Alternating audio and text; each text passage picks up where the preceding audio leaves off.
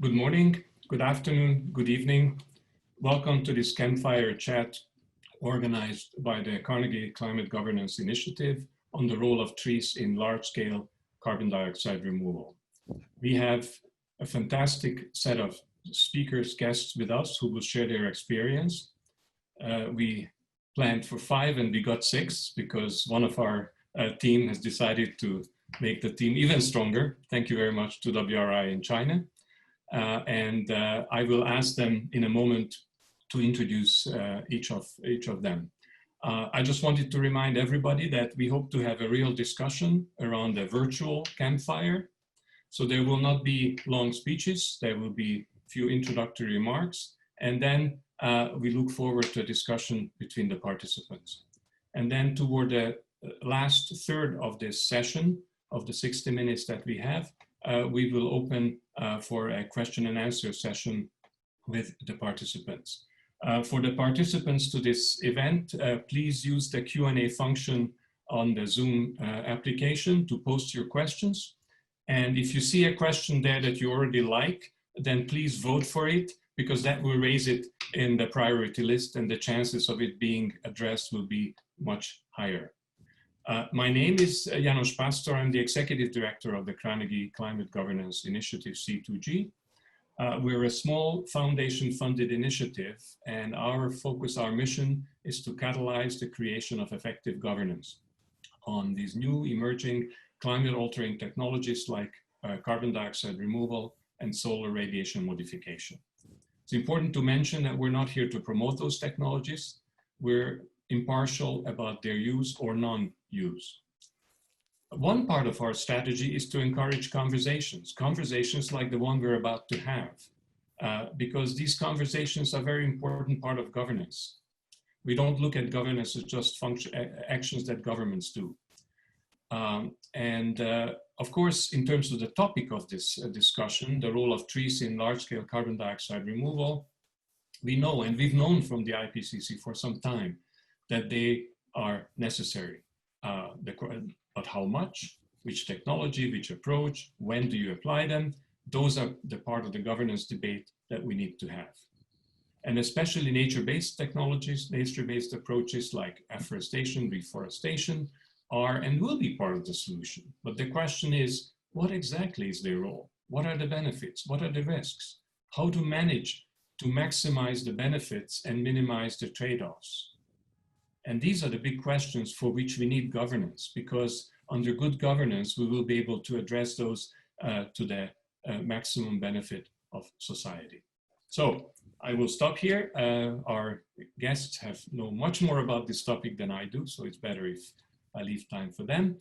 I will now ask each guest to introduce themselves and to say why they're interested in this topic and raise one important topic rather, that they would like to be addressed. So with that, let me start with Thelma, please. Thelma Krug, you have the floor. Okay, thank you. Thank you, Janos. Hi, everybody. It's a real pleasure for me to be here. My name is then Thelma Krug. I am presently the Vice Chair of the Intergovernmental Panel on Climate Change, the IPCC. And before that, I was also a researcher at the National Institute for Space Research here in Brazil. And just on a last note, before I retired last year, I was director in the Department of Policies to Combat Deforestation in the Ministry of the Environment, just to link me to trees. But please also go ahead, Thelma, and introduce your first topic at the same time.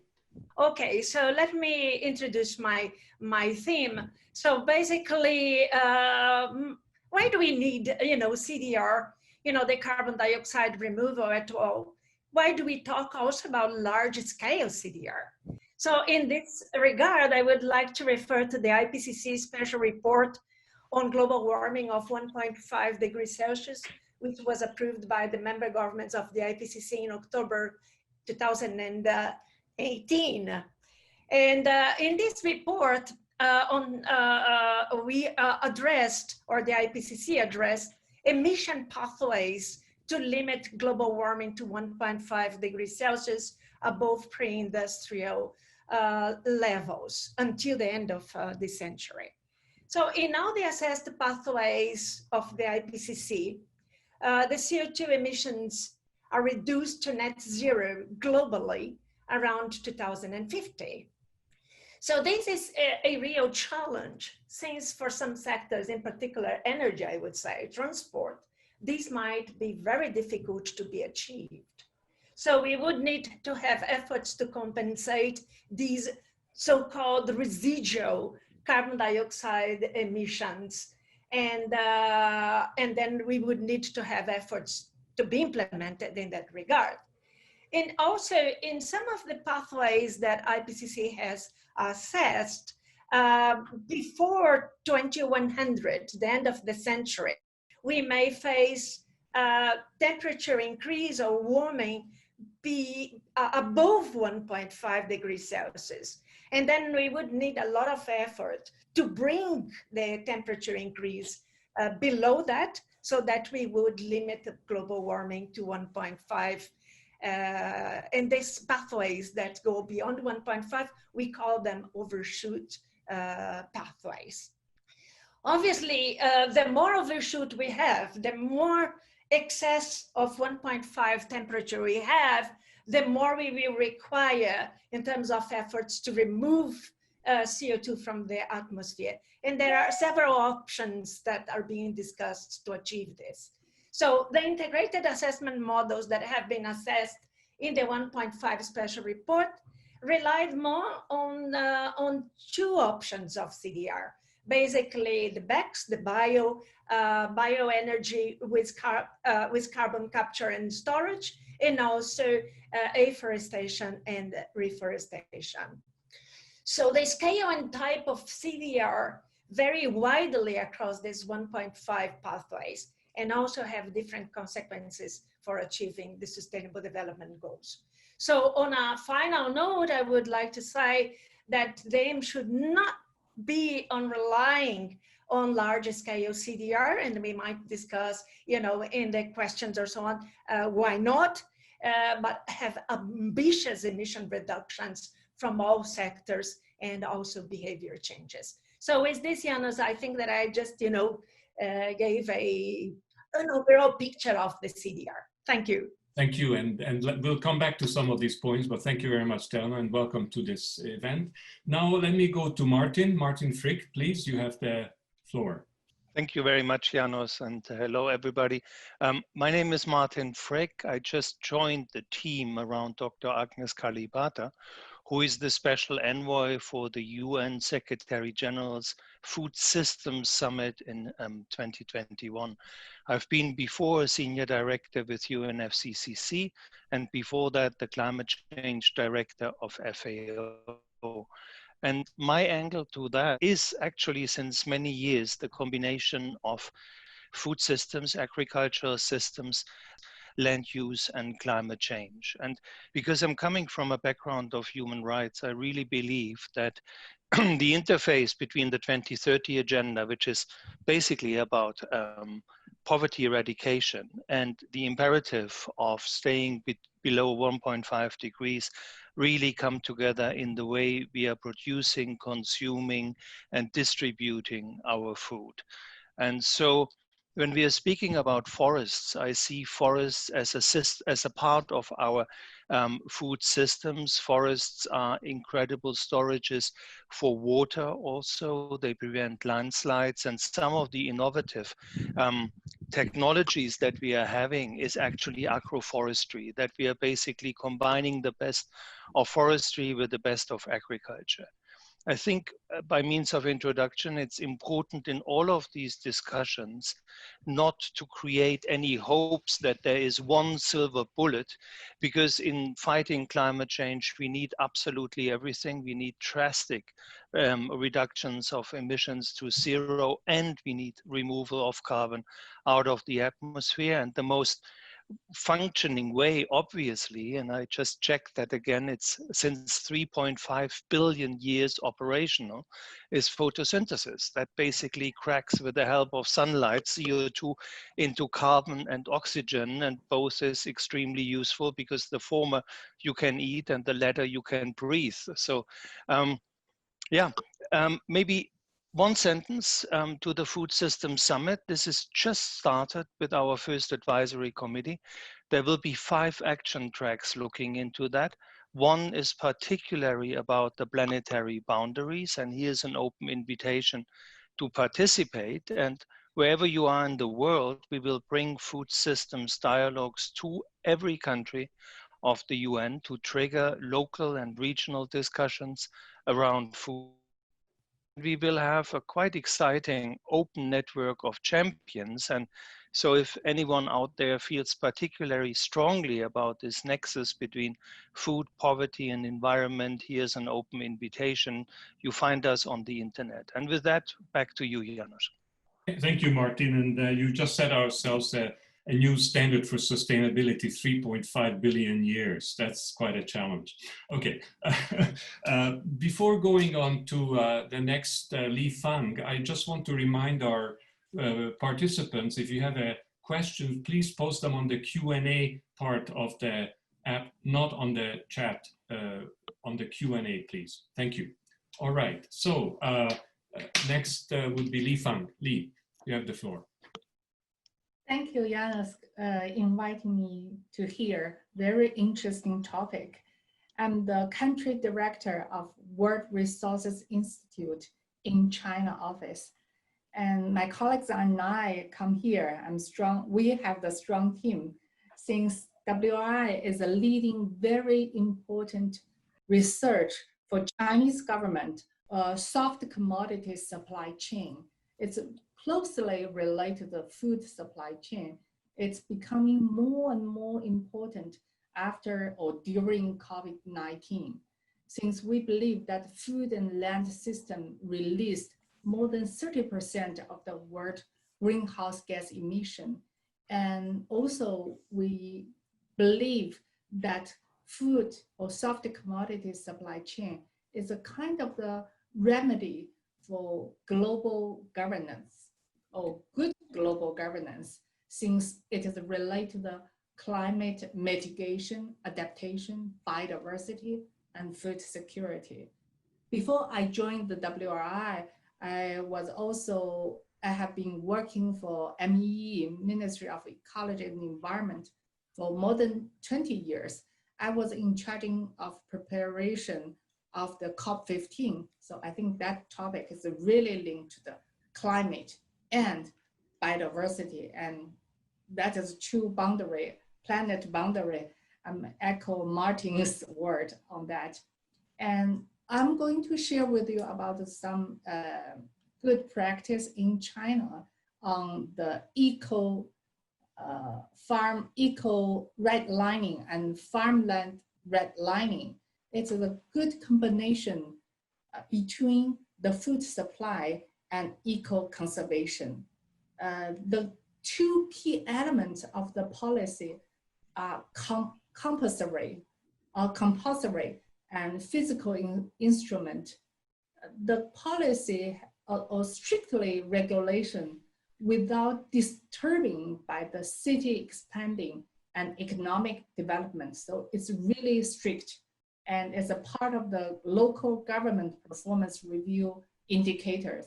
And second, the payment for farmers for protection and afforestation and subsidies the local government from central government for the national park conservation. So that is a kind of using market mechanism and also the laws and regulation, the carrot and stick.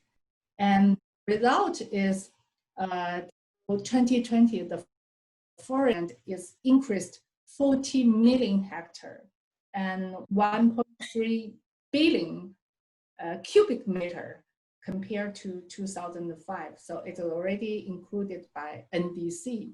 So that is one of the example I want to share. That is there is some way that we can balance that. But if we look at the globally, it's necessary to joint efforts, not just working within one country. So my colleagues, Xiao Liang, will join the discussion, and he's an expert on CCS and CDR.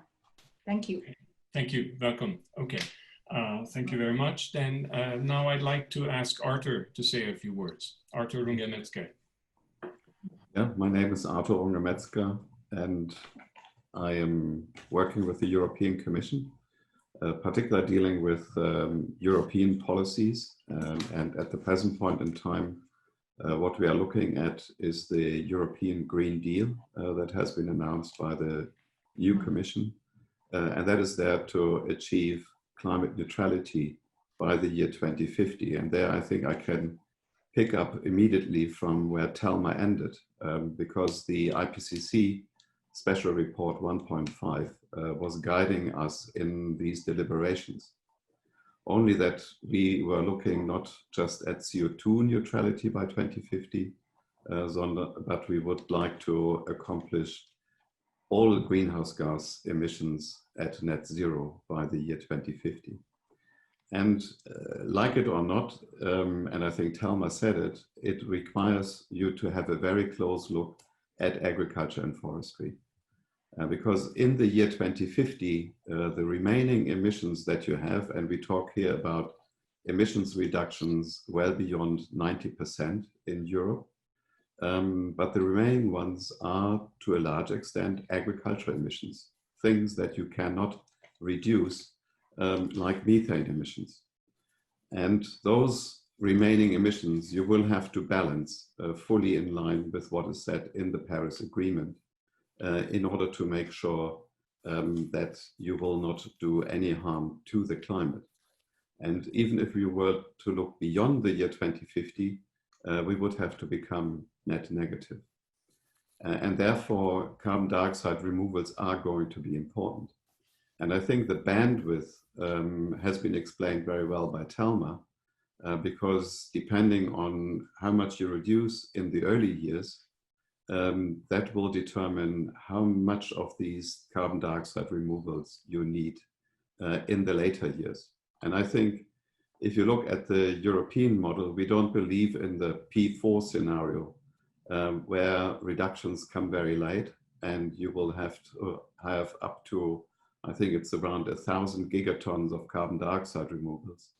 We believe we'll have to reduce as much as we can, and then the residual you will have to look at in terms of carbon dioxide removal. So if you look at the European equation, what we would require with the current scenarios we are looking at is something like 500 million tons of carbon dioxide removal on the basis of nature-based solutions. And that is significantly more than what we are having at the present point in time.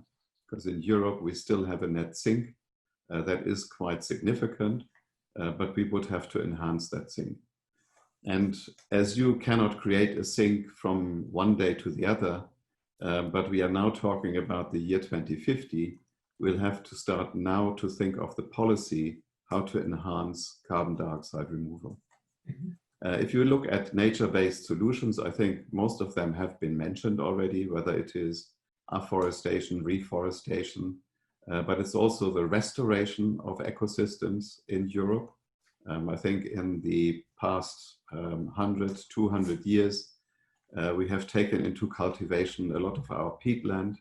That is a big emitter still on the side of agriculture. So here we are thinking of re-wetting, for instance.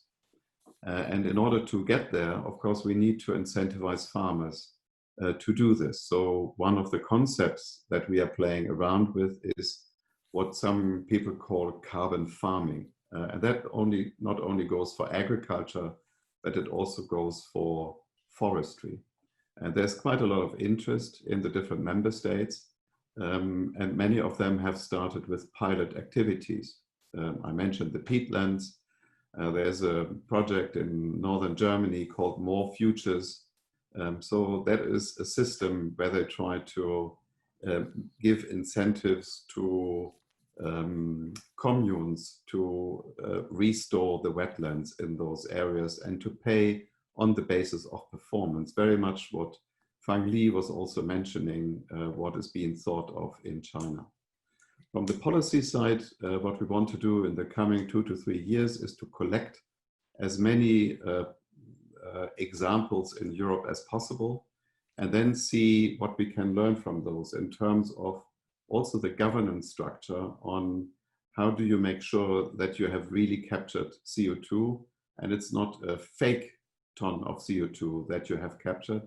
And then one particular issue, Thelma, you were mentioning, is the whole issue of permanence, which then also links to liability, particularly if you say one sector is removing the carbon dioxide, but another sector is using it in order to balance their residual emissions with it. So how does that work? And we have set ourselves a time frame of the next 3 years to develop such a system of certification. And we will do that together with farmers and foresters, with civil society, with the private sector. And that should become the new framework and governance framework in Europe. Final point I want to make is, of course, we know we are not living on an island in Europe. Particularly food chains go all across the world.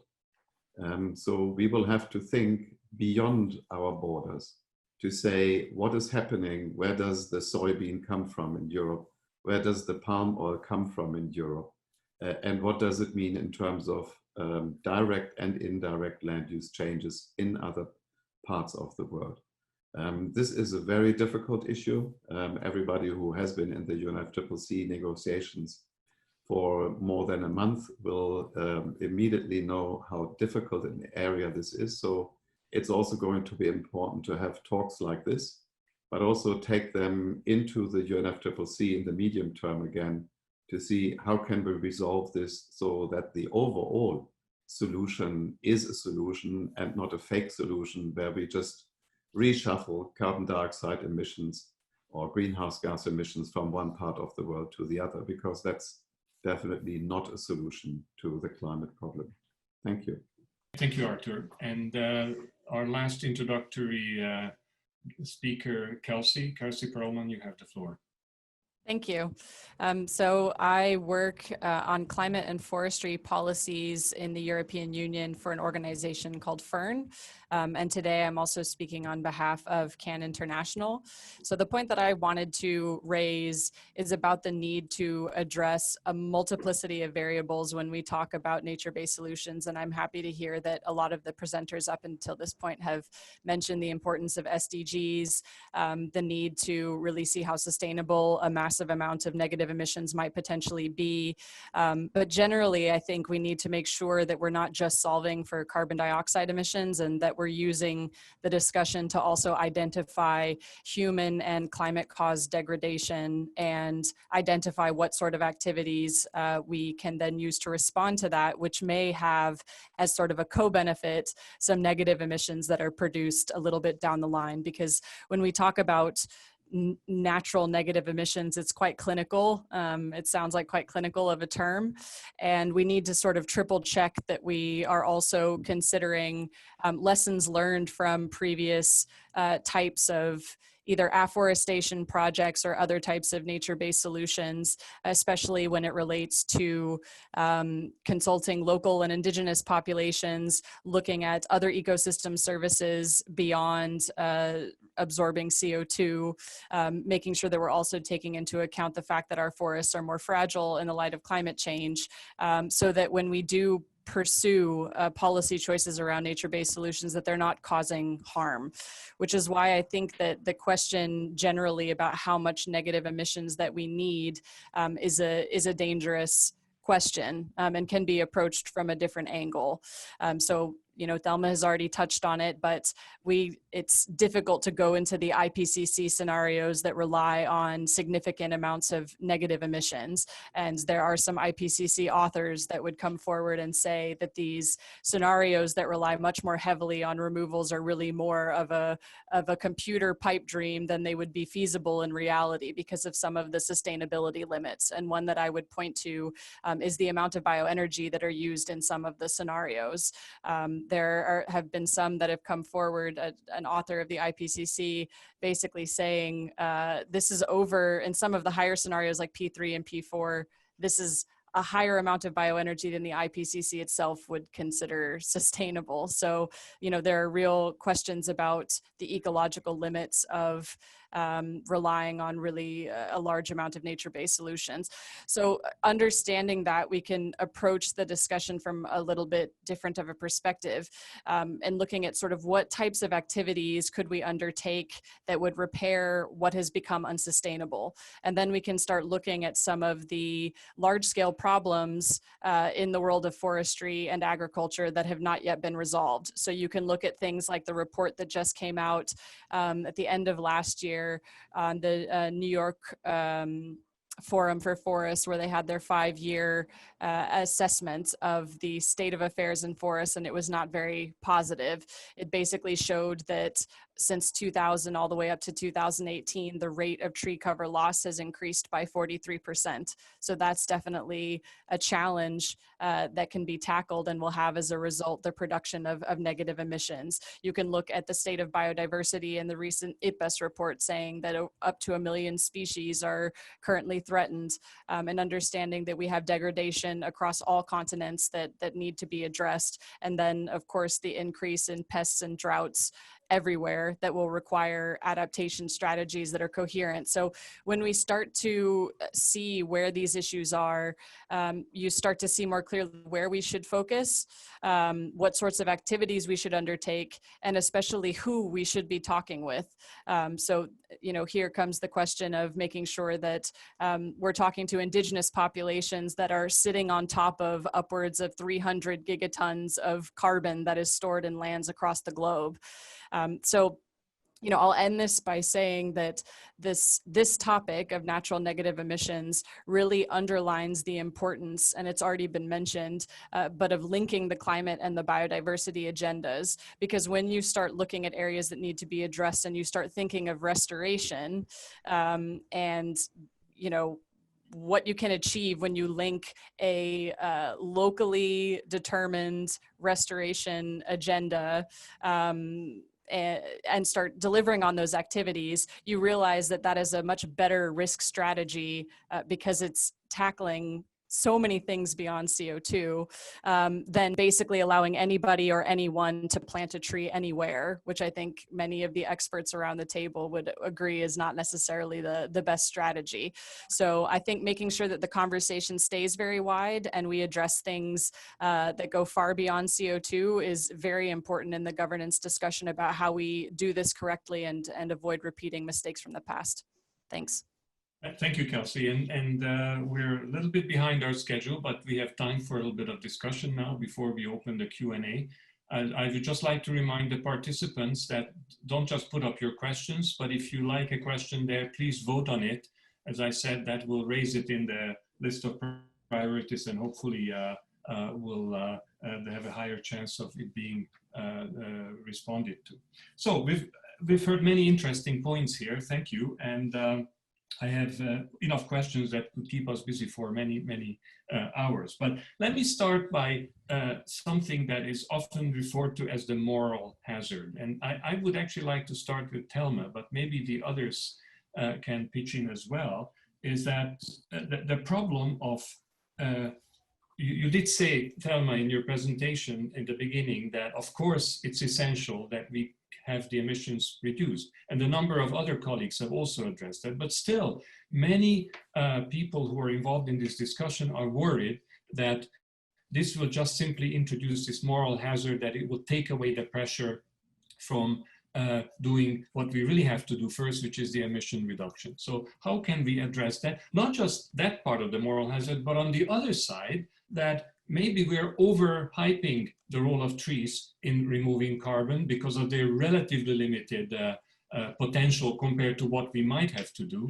So if we can try to look at this moral hazard from at least these two different perspectives. And I'll ask Thelma to start, but then if any of the speakers would like to pitch in on that, please do. And then we'll come to the balance between the different issues, because that's, I think, the most interesting part. So Thelma, please. Okay, so thank you, Janos, for the question and the provocation, I would say.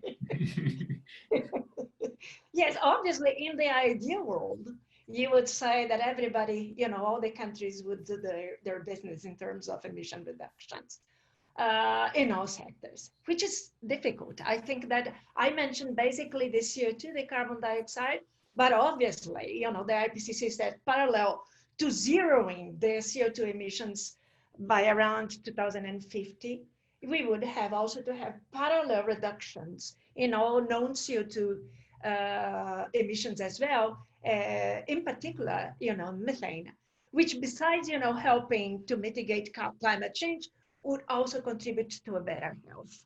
So I think that sometimes we don't see all these co-benefits of doing things. And this is an issue that I think that we should make more visible to people. You're not doing this only, you know, you're not only mitigating climate change, but you're bringing added, you know, co-benefits into this that are incredibly high. So trees, obviously, Janos, you know, there is a big contribution, mitigation contribution from trees, but we have several complexities, especially if we go large scale, afforestation, reforestation. We see lots of initiatives worldwide. We see, I could name several. In China, you know, planting lots of trees, in India, in Canada, so in Europe at large. So, you know, even if I go to Brazil, and this year Brazil has 14 million hectares of afforestation, reforestation. So you are talking about, you know, every country doing this, but this would be small scale. When we really move into big scale, what we are talking in this large scale implementation, then I think that it becomes a little bit worrisome and depends very much on where you're doing this. So a lot of research is still going on. So despite the fact that we know a lot about, you know, bioenergy being implemented in many countries, afforestation and reforestation goes basically everywhere. But, you know, when we are talking about enlarging the scale of implementation, and if we think about the speed and the size of this, the scale of implementation, this would be a huge challenge and in different parts of the world. And in some of them, these large scale could really be detrimental. Like, you know, research is being developed in the boreal regions to see if large scale, you know, reforestation would be positive or would be negative. But anyway, just to respond to your question, I think that everyone should be aware of the many areas where we can bring, you know, decarbonization of the energy supply, you know, changes in behavior, which we in the IPCC, you know, put a lot of emphasis into, you know, possibly taking the pressure over land for grazing, for instance, you know, meat or other carbon intensive foods, let's say. So there are several ways that, you know, everyone can bring a contribution that would avoid us to have to rely to large scale anything but large scale emission reductions in all sectors. Thank you, Thelma. Kelsey, I think you would like to react also. Yes, I think, something that's quite important when you get to practical implementation on the ground is really separating out individual sectors and seeing what's necessary to transform the agriculture system or transform the forestry sector. And I think where things can get tricky is when we start seeing that emissions reductions are not ambitious enough on the side of other heavy industries. And then we immediately mirror how many negative emissions are necessary on the other side. I think, it's neat to present that in a decarbonization scenario because it makes the story very clear for people. But I think in the end, we really need to look at the problems on the ground in the land sector and basically see what is possible to resolve there sustainably. Otherwise, we're going to get into a very difficult conversation where we may see some sectors delaying in a way that is not sustainable and using negative emissions to sort of justify a continued business as usual pathway, which we're already seeing with many questionable corporate pledges.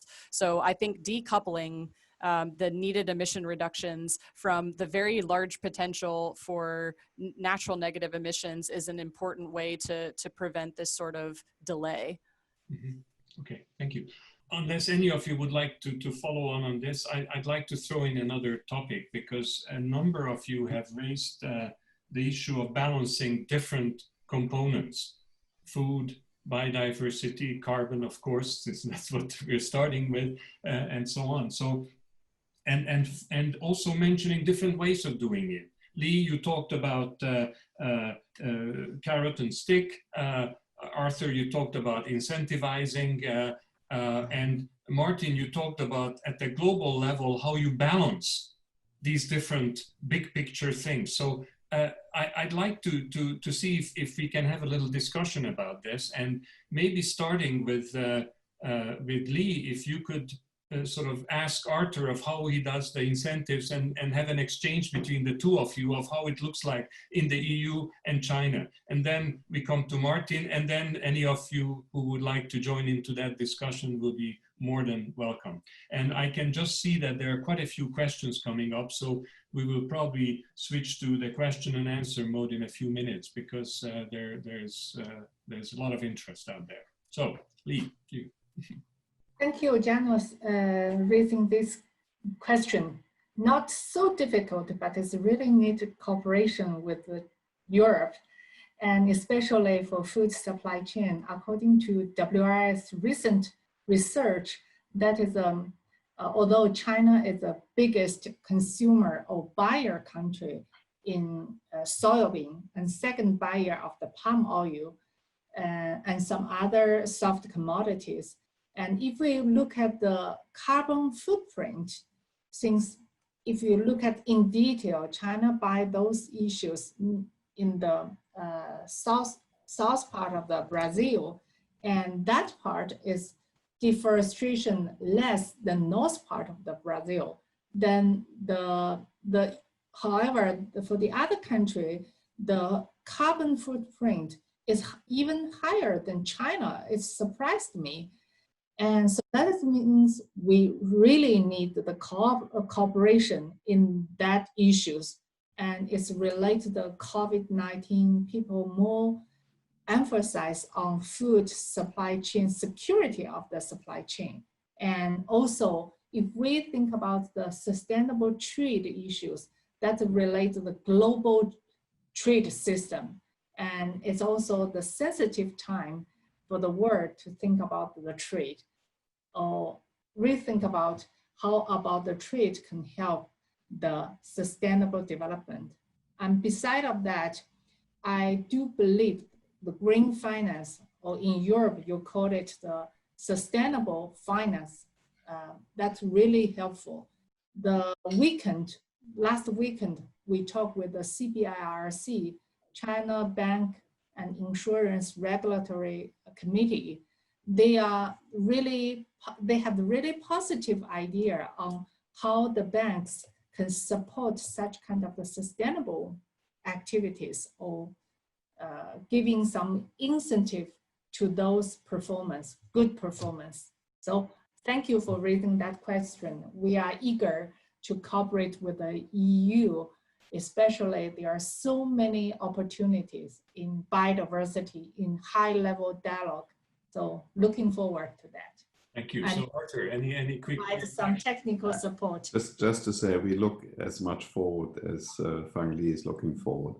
I think one has to look at the different levels very clearly in terms of what are we going to try to do in Europe, where we want to promote sustainable forestry and sustainable agriculture, taking also into account, and I think Kelsey made the point very well, the challenges that come with climate change, because we know that we will have to look at our forests and to change the structure of the forest if we want to have forests in 30, 40, 50, 60 years time. Because at the present point in time, many trees are dying in the forest. So there are some species that are no longer really adapted to the local circumstances. The second thing is that you want to incentivize doing more on carbon dioxide removals. At the same time, and I think several have said that, you don't want to loosen your efforts on the reductions in other sectors. So for instance, therefore, and I think that is something, Thelma, you remember back when we designed the Kyoto Protocol system, there was always a tendency to keep these two systems apart. And that's also what we're doing at the present point in time in Europe. So we regulate the sectors outside LULUCF differently from the LULUCF sector. But what we also recognize is that this is not yet giving sufficient acknowledgement to the carbon value that we assign to carbon dioxide removal. At the moment, member states can do this by using creatively the common agriculture policy, but it's not happening to the extent. So this side of incentives, direct incentives for farmers to start doing more on carbon dioxide removals and also foresters, that is going to be important to develop in the coming years without falling into the trap that today already you use all these offsets so that nobody else needs to do something. Yeah. Then I think the other question is, of course, a lot of the carbon dioxide removals with the present technologies we have in mind can be done through the use of bioenergy if you link that again to carbon capture and storage. But also there, we need to be careful in terms of what's the real potential here and what does it mean, because these things then move straight beyond your own borders. Kind of, if you look at what happened in the power sector in Europe, where at a large or on a large scale in coal plants, coal was kicked out of the energy mix and forest products were brought in. This is done to quite an extent also through imports from outside Europe. And of course, we cannot legislate outside Europe, but we still have to look at the sustainability footprint in one way or the other. We have tried that on the basis of the UNFCCC, but I'm not sure whether that is going to be really effective. So that's another area.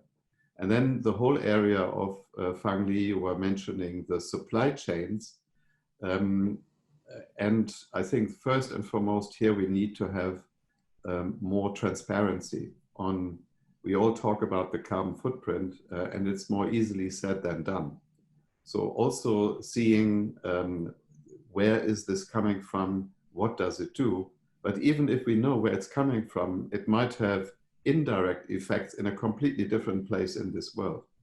And we have had this discussion to a larger extent in Europe when looking at biofuels for the past 10 to 15 years, where I think even with the modeling that was done by IFPRI and other international institutes, you can see, yes, there is an indirect effect that trickles down very far down the supply chain. Sometimes people do not think of that you replace something in Brazil and then it kind of pops up in Indonesia or so. So kind of these international linkages we need to better understand, and there needs to be transparency. And here we have invested a lot in Europe also to make sure that we help national governments to do the monitoring properly. And I mean here particularly the remote sensing. Even in Europe, it's like another check you can do on everything that is being measured and reported and you can do that in real term. And you can then also see the extent of the damage that is being done. At the moment, we're experiencing this heat wave in Siberia, which has led to huge peatland fires and forest fires. And I think with the satellite imaging, at least we know what is happening there and how much is being released into the atmosphere to have a rough calculation. And these are, of course, also big things in the larger equation. Sometimes we think about in Europe about hedgerows here and hedgerows there. And then at the same time, you have hundreds of square kilometers burning somewhere else because of climate change. So it's a quite complex picture, and you have to look at the different levels in the coming years in much more detail. Thank you, Artur. And you talked about the relationship, between Indonesia and Brazil. Martin, just very briefly, because we don't have much time, but if you could look at the big picture, you talked about the balance between these different aspects of biodiversity, food, carbon, but each of these have their own governance structures internationally. How does one deal with that?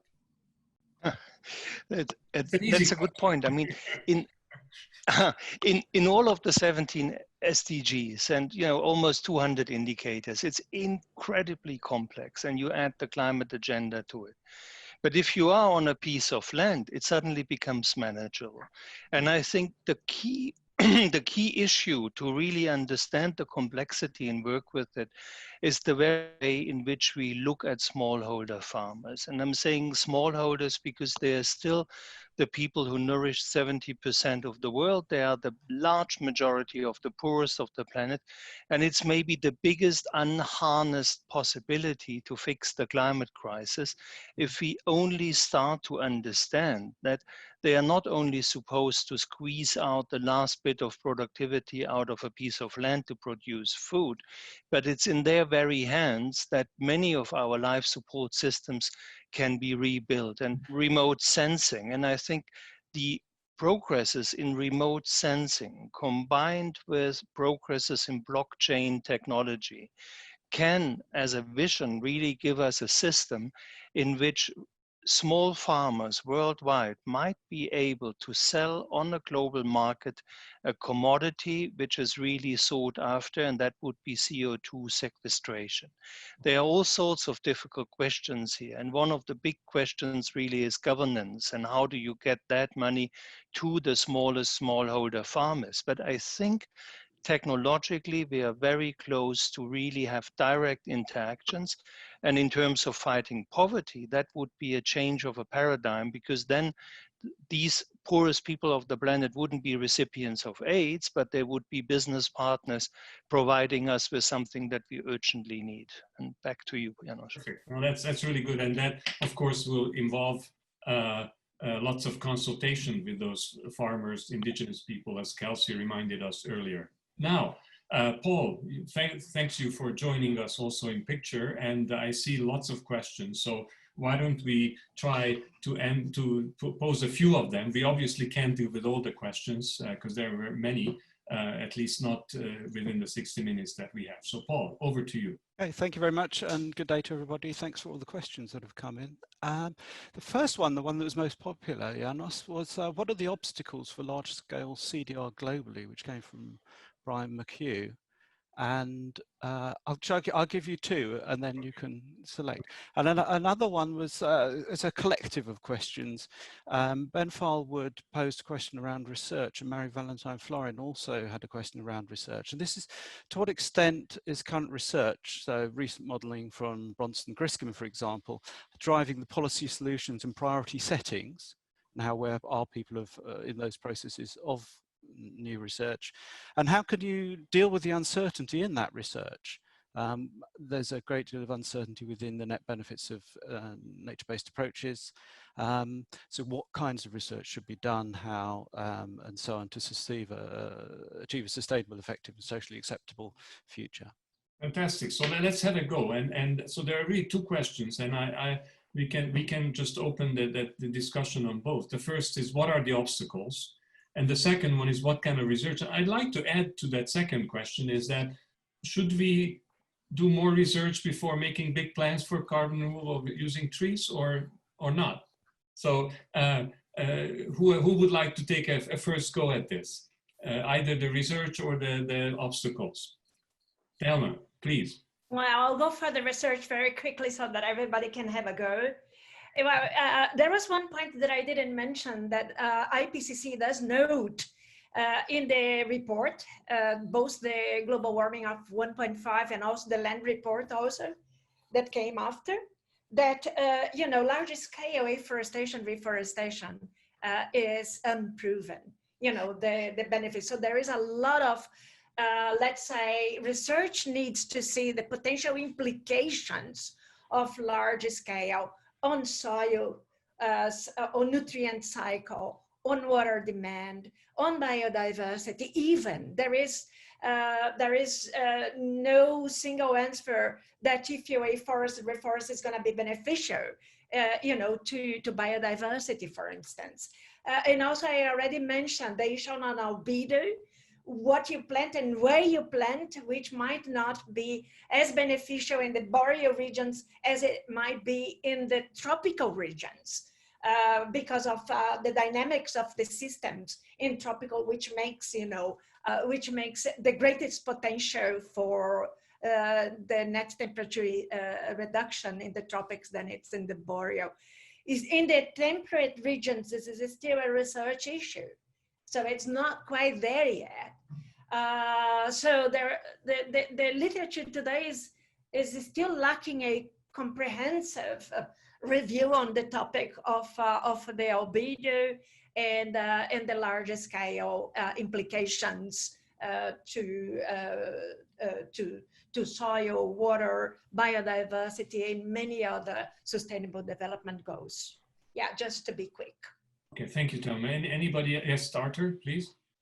I think, to be very short, I think what is the biggest obstacle in the European context at the moment is that on the LULUCF side, carbon is not valued, while timber is valued, biomass is valued, everything that's related to food production is valued in the market, but it's not yet carbon. So therefore, I think we are not moving towards an optimal state. And when it comes to research, I think the biggest question I personally have is, how are the forests going to develop with climate change, and what is the optimum then in the future? At the moment, kind of the modeling we are doing is like of, the forests will stay as they are and they will continue to deliver, but that is just not happening. And I think we need to put much more money into saying, what is the dynamics in which these forests are going to change in the coming decades, to better understand, will we really have this huge potential that we believe today that we will have? And that is kind of trying then to reduce the uncertainty that you have at the present point in time. Okay, thank you. I think unless there is a burning desire by anybody else to respond, I would ask Paul to come, and I think we can address one or two other questions. Thelma, quickly, please. Yeah, very quickly. I don't think that we address the issue of the species that we plant. So many people say we should be planting native species, and others say, well, we can have a fast growing species that would contribute much more to the removal of CO2 from the atmosphere. So essentially, maybe a mix of both would be the ideal situation. And also, just to be quick, we don't know yet, as Artur has mentioned, the implications of climate change. We don't know if the native species would be resilient to climate change. So that's a point that I think it's important to reflect, and an issue for research as well. Okay, Kelsey, please. Yeah, so I think I would agree in the need for research on the ground to see, which trees are going to adapt in specific situations. And I would also agree that the literature around the question of how many or how much removals can we achieve is fraught with a lot of discussion, and I think that's still open. But if you paint the picture of what is given by IPCC science, IPBES science, what we know through common sense of seeing forests being chopped down and the effect that has on wildlife, I think it should not be an obstacle that prevents us from putting good common sense policies in place to reverse damage that we have seen for years and years. So I wouldn't let some of these research questions prevent some of the answers that we all know are right in front of us and are very cheap and accessible. Thank you. Paul. Hey, thank you. So following on actually quite nicely from that and Artur's comments about valuing timber but not carbon, we have a suite of questions around deforestation from Tijo Joe, Rolf Schmitz, Susan Erdling, saying plainly planting trees simply isn't a solution. It's not enough unless deforestation is resolved or stopped.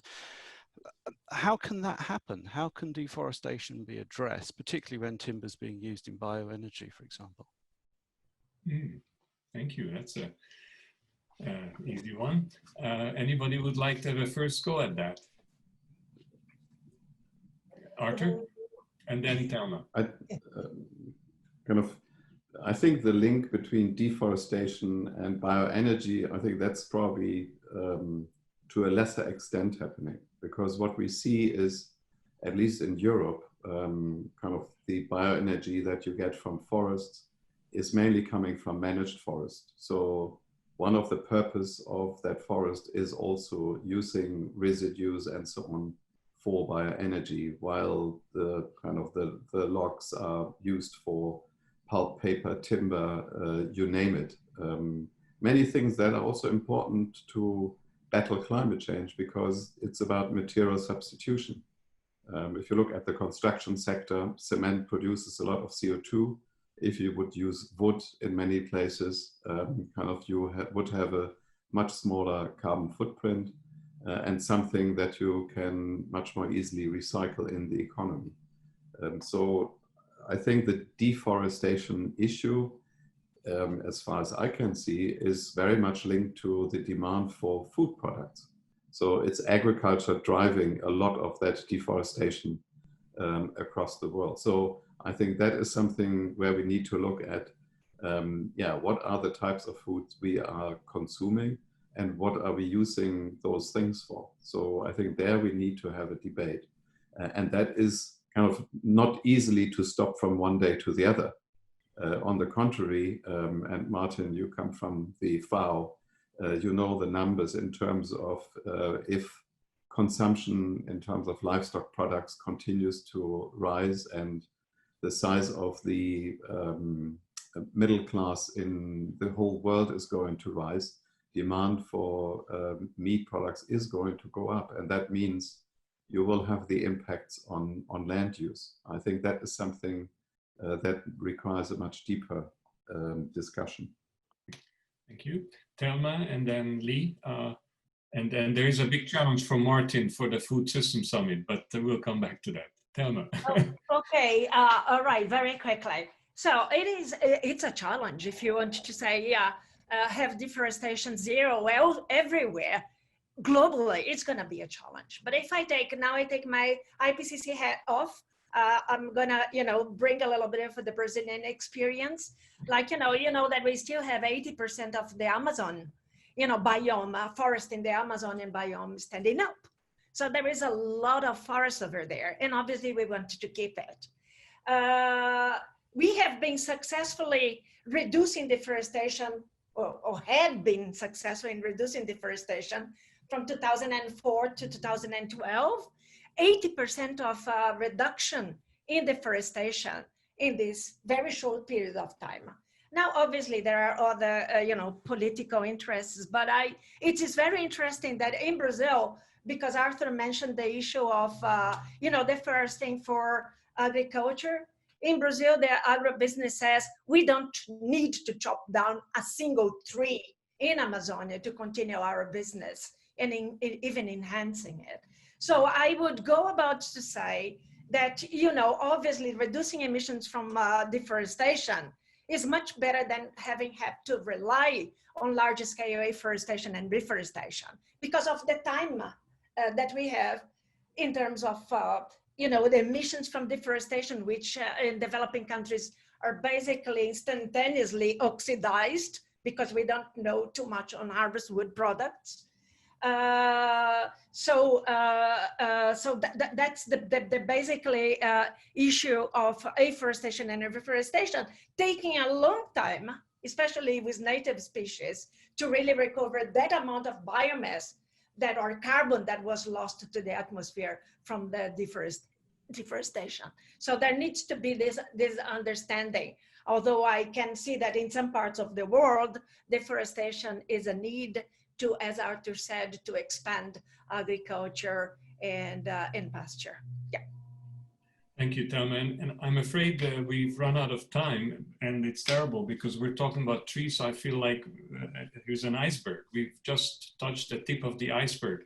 There are so many issues here that we may just have to do a follow-up campfire on this one, I'm afraid. But I would like to thank, first of all, our guests for the time they have put together to speak on these complex issues. I would like to thank all the participants who joined us and the many questions that they posed. I'm afraid we could not get to all of them, but we'll try to find a way to deal with them. So thank you very much. And this has been a fantastic contribution to governance, that part of governance, which is about engaging different stakeholders in a conversation about challenging issues and trying to find solutions. So thank you very much.